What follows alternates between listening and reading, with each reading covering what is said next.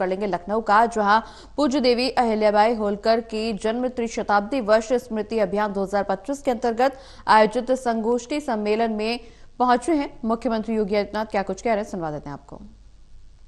बने और अब तो उत्तर प्रदेश में भी सेमीकंडक्टर के मैन्युफैक्चरिंग की कार्रवाई प्रारंभ होने जा रही है। उत्तर प्रदेश सरकार ने जो पॉलिसी बनाई थी उसके अंतर्गत यूनियन गवर्नमेंट ने आज उत्तर प्रदेश में उसकी भी अनुमति दे दी है। यानी आप कह सकते हैं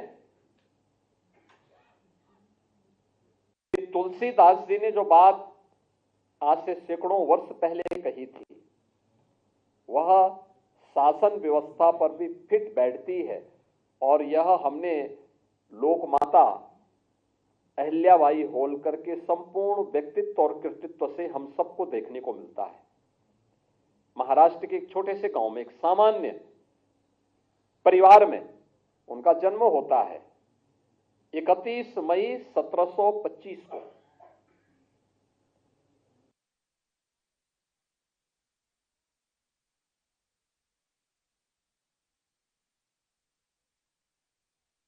और 1725 में जन्म लेने के बाद बहुत छोटी उम्र में ही उनका विवाह हो जाता है। ससुराल जाती हैं, अपने आगे की शिक्षा जारी रखती हैं। ससुराल पक्षों से संबल देता है, आगे बढ़ने के लिए प्रेरित करता है और उन्होंने भी पीछे मुड़कर के नहीं देखा। आपदाएं आती रही, चुनौती का सामना करती रही,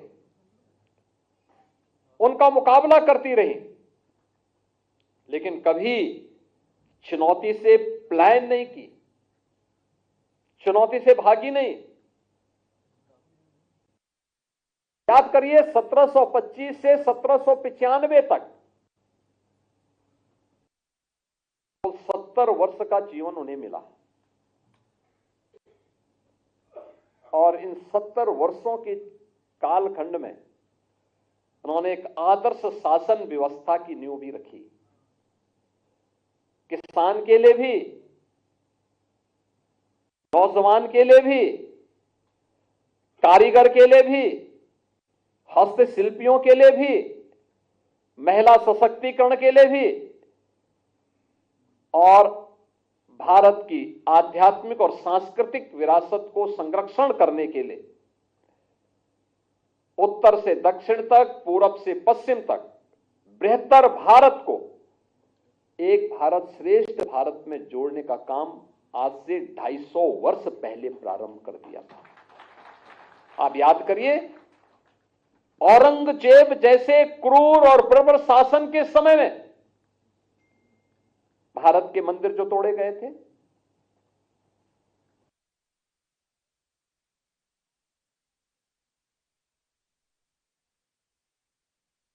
उससे पहले बाबर के समय में भारत के अंदर भारत की आस्था के प्रतीकों को जिस प्रकार से नष्ट कर दिया गया था,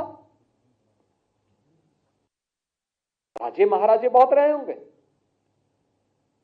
लेकिन इन मंदिरों का पुनरुद्धार होना चाहिए, भारत की आस्था का सम्मान होना चाहिए। वे मेरे शासन के हिस्से हो या ना हो,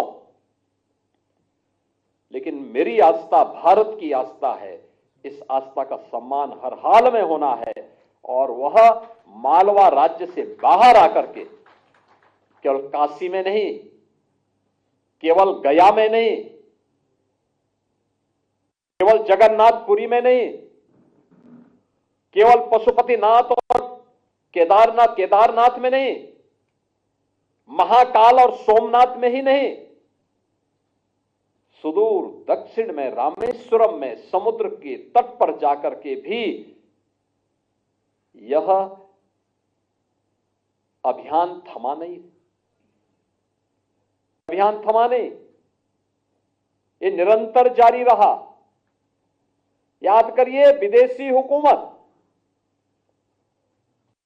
कहीं हैदराबाद का निजाम है, कहीं जूनागढ़ का नवाब है, कहीं पर तमाम अन्य ऐसे विधर्मी समानांतर शासन सत्ता का संचालन कर रहे हैं।